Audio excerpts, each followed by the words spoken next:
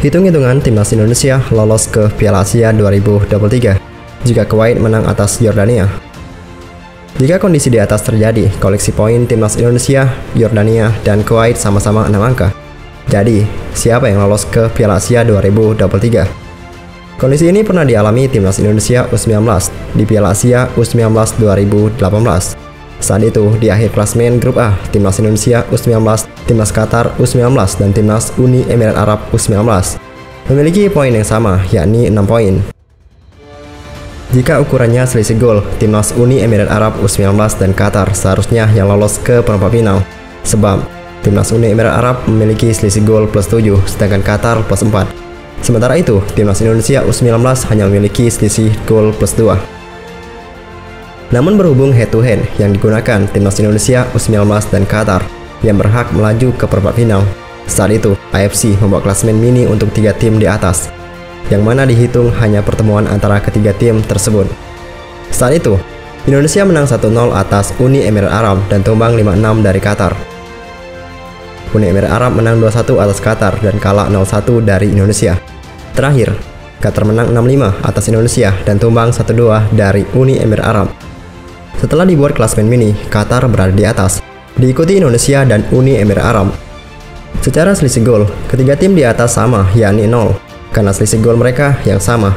Jumlah gol mereka saat saling bertemu yang dilihat untuk menentukan tim mana yang lolos ke perempat final Piala Asia U19 2018.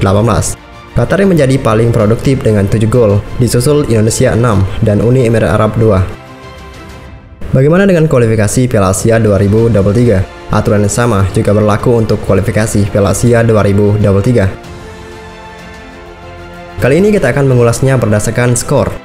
Yang pertama, Kuwait menang 1-0 atas Yordania. Jika kondisi ini terjadi, Kuwait dan timnas Indonesia akan menempati posisi 1 dan 2 klasemen akhir. Secara selisih gol saat ketiga tim ini bertemu, sama-sama 0. Namun Kuwait dan Indonesia mencetak gol yang lebih banyak, yakni 2-1 milik Yordania. Berhubung secara head-to-head, Kuwait dan Indonesia sama kuat, selisih gol secara keseluruhan melawan Nepal juga dihitung. Jika ini terjadi, Kuwait berhak berada di puncak. Kuwait berada di puncak karena memiliki selisih gol plus 3, dihitung laga melawan Nepal. Namun, timnas Indonesia bisa menyalip Kuwait jika menang 4-0 atau selisih 4 gol kontra Nepal.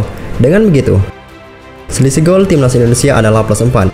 Jika menang di bawah selisih 4 gol, timnas Indonesia harus puas menjadi runner-up. Kemudian yang kedua, Kuwait menang 2-1 atas Yordania. Andai Kuwait menang 2-1 atas Yordania, timnas Indonesia wajib menang 3-0 atas Nepal untuk menjegal posisi runner-up. Sebab, andai kondisi ini terjadi, selisih gol Indonesia dan Yordania secara head-to-head dengan Kuwait sama kuat, yakni sama-sama mencetak 2 gol dan kemasukan 2 gol, menurut regulasi jika head-to-head yang sama kuat. Selisih gol secara keseluruhan hasil melawan Nepal menjadi acuan selanjutnya. Berhubung Yordania memiliki selisih gol plus 2. Jika kalah 1-2 dari Kuwait, timnas Indonesia wajib menang 3-0 atau selisih 3 gol atas Nepal, supaya selisih gol menjadi plus 3. Kemudian yang ketiga, Kuwait menang 3-2 atas Yordania.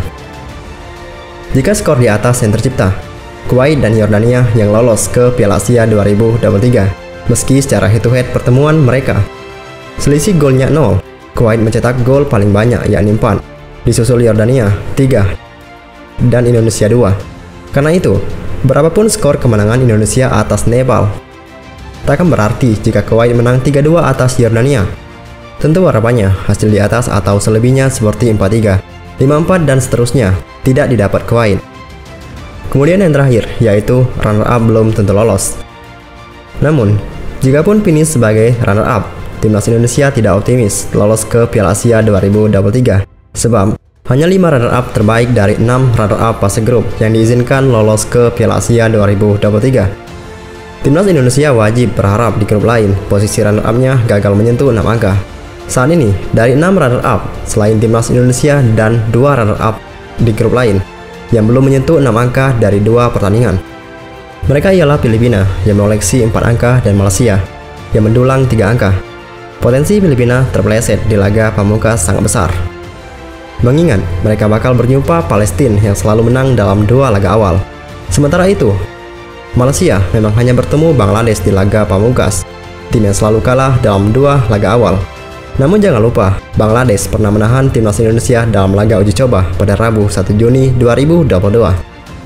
Jika timnas Indonesia menang atas Nepal, Malaysia bermain imbang kontra Bangladesh, dan Filipina gagal menang atas Palestina, skuad Garuda yang lolos ke Piala Asia 2023. Tentu harapannya skenario di atas dapat terjadi. Dengan begitu, Sintayong berhasil meloloskan timnas Indonesia ke Piala Asia untuk pertama kalinya dalam 16 tahun terakhir.